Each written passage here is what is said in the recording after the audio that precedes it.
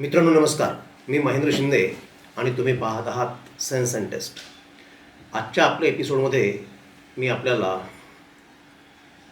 Iran आणि Israel America यांचं जे वॉर चालू आहे याच्या संदर्भात काही सांगणार आहे. मित्रांनो, याबद्दलची बरीचशी माहिती आपल्याला असेलच,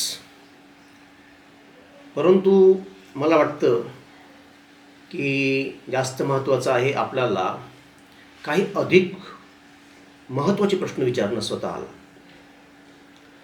म्हणजे ट्रम्प गेल्या अनेक दिवसामध्ये अनेक प्रकारची विधानं करून झालेली आहेत आणि ते कधी काय बोलतील यांचा काही नेम राहिलेला नाही आहे. अमेरिका सर्वात महत्त्वाचा देश आहे, आमची फार प्रगती आहे आणि आम्ही इराणला तहस नहस करून टाकू, आम्ही बर्बाद करून टाकू, त्यांच्याकडे काही राहिलेलं नाही आहे, त्यांच्याकडे लिडरशिप नाही आहे, त्यांच्याकडे मिसाईल्स नाही आहेत, त्यांच्याकडे कुठलंही सैन्य राहिलेलं नाही आहे, आम्ही त्यांना उद्ध्वस्त केलेलं आहे, अशा प्रकारची ती विधानं करत आहेत.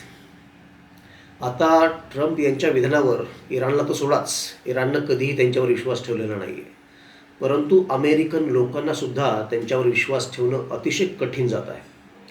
आणि आपण पाहिलंच असेल की अमेरिकेमध्ये लाखोच्या संख्येनं अमेरिकेच्या इतिहासामध्ये कधीही जेवढे लोक रस्त्यावर आलेले नाही आहेत त्यांच्या अध्यक्षांच्या विरोधामध्ये, एवढे लोक आपल्याला अमेरिकेमध्ये रस्त्यावर उतरलेले दिसले आहेत.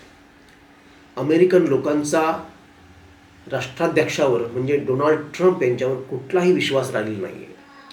त्यांचा अगदी साधा प्रश्न आहे डोनाल्ड ट्रम्प यांना की आम्हाला फक्त एवढं सांगा की हे युद्ध आम्ही का लढतो आहे, आमचे काय ऑब्जेक्टिव्ज आहेत, आमचे काय गोल्स आहेत. इतका साधा प्रश्न आहे, परंतु हे वॉरच मुळामध्ये लॉजिकल नसल्यामुळे डोनाल्ड ट्रम्प त्यांना समाधानकारक उत्तरं देऊ शकत नाहीत. आणि मित्रांनो, हे वॉर जे आहे, हे जे युद्ध आहे ते खरोखरच इलिगल आहे. कारण अमेरिकेची घटना सांगते की त्यांच्या राष्ट्राध्यक्षाला सरळपणे असं युद्ध कुठल्याही देशाविरोधात पुकारता येत नाही आहे.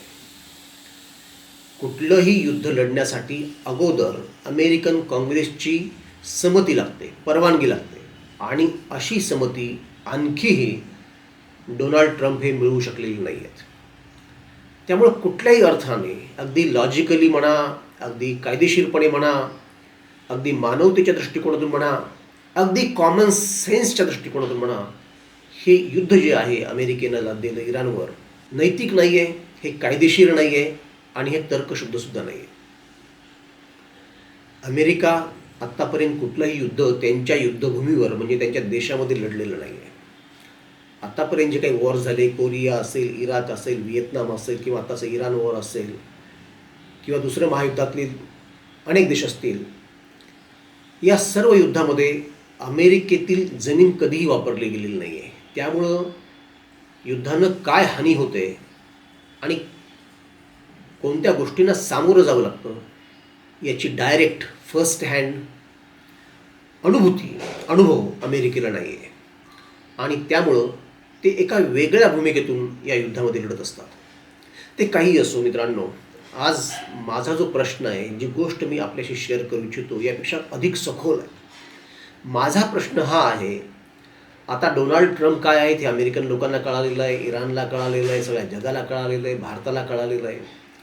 माझा प्रश्न हा आहे की डोनाल्ड ट्रम्पसारखा माणूस राष्ट्राध्यक्षपदी, तेही अमेरिकेसारख्या अतिशय उच्च शिक्षित आणि प्रगत देशामध्ये येऊच कसा शकतो, आणि तोही दुसऱ्यांदा.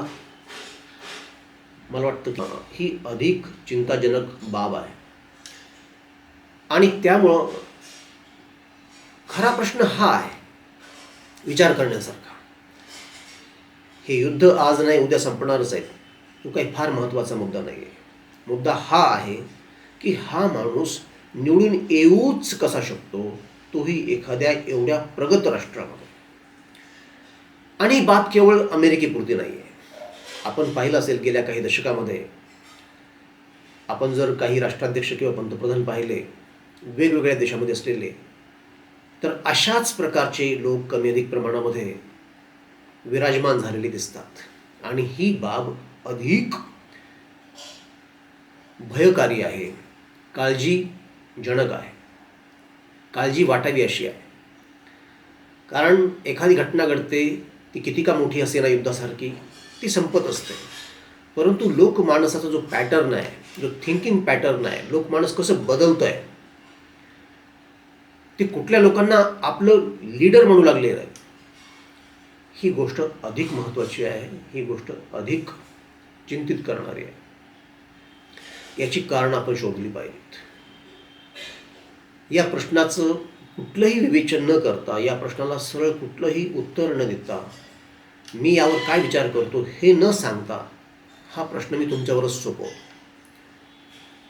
आपण याचा विचार करा आणि पुढे मागे कदाचित आपण हा प्रश्न चर्चेसाठी घेऊया. भारताच्या संदर्भात बोलत असताना मला वाटतं की आपण जे म्हणत असतो, हिंदीमध्ये जी म्हण आहे, उर्दूमध्ये, की खाया पिया कुछ नहीं, गिलास थोडा बारा आना, अशी काहीशी अवस्था भारताची झालेली आहे. गरज नसताना भारतीय पंतप्रधान युद्ध सुरू होण्याअगोदर 2 दिवस इस्रायलमध्ये गेले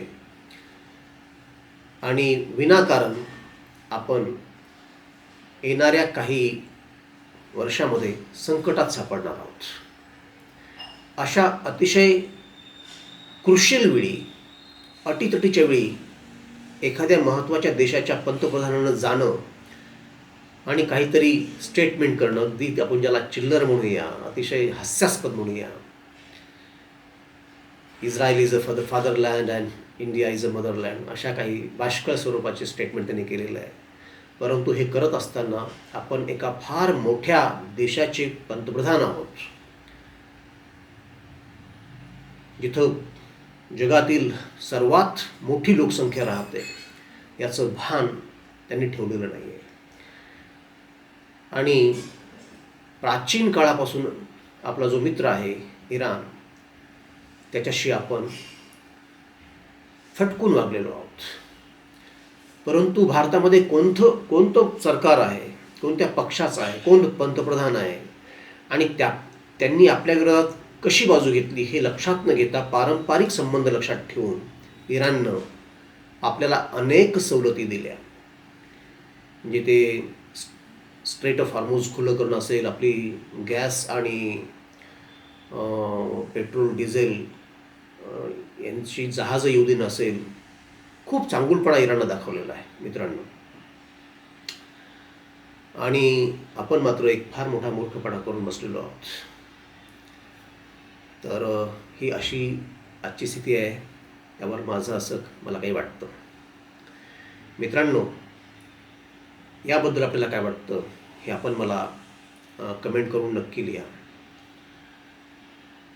आणि आपण जो प्रश्न उपस्थित केला लीडरशिपचा, अशी नालायक मूर्ख माणसं सत्तास्थानी का येत आहेत, याच्या पाठीमागे काय समाजमन आहे, हा प्रश्न लक्षात राहू द्या, ज्याबद्दल आपण पुढे चर्चा करणार आहोत. आज इतकंच.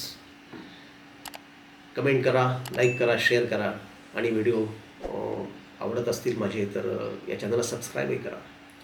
पुन्हा भेटूच. नमस्कार.